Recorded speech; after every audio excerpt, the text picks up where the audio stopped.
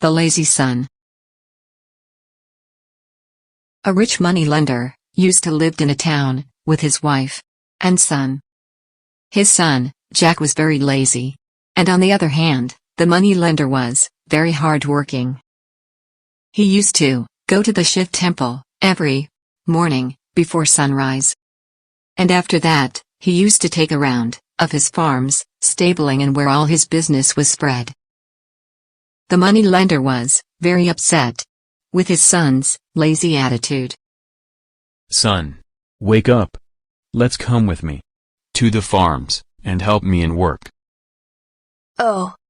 Not now, Dad. Let me sleep for a while.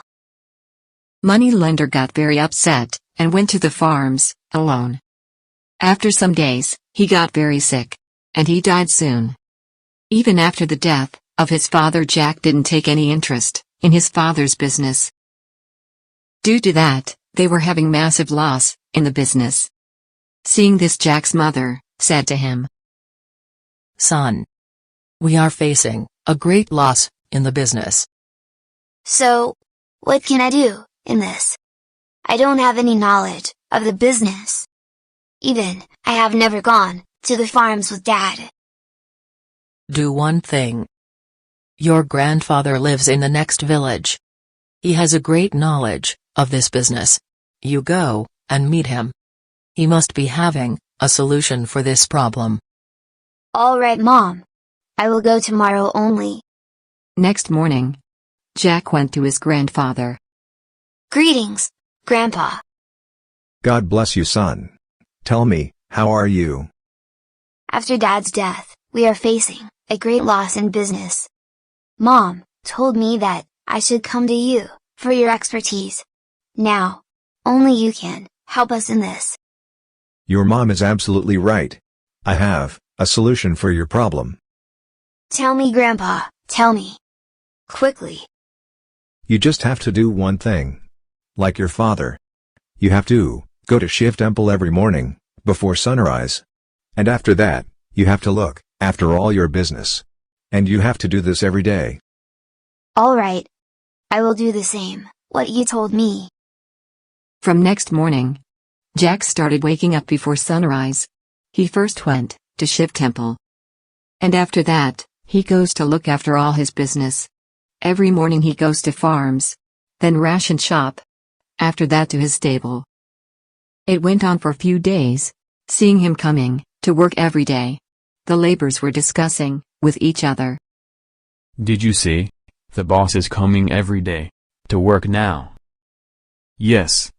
It seems that we have to stop all the scams now. You are right.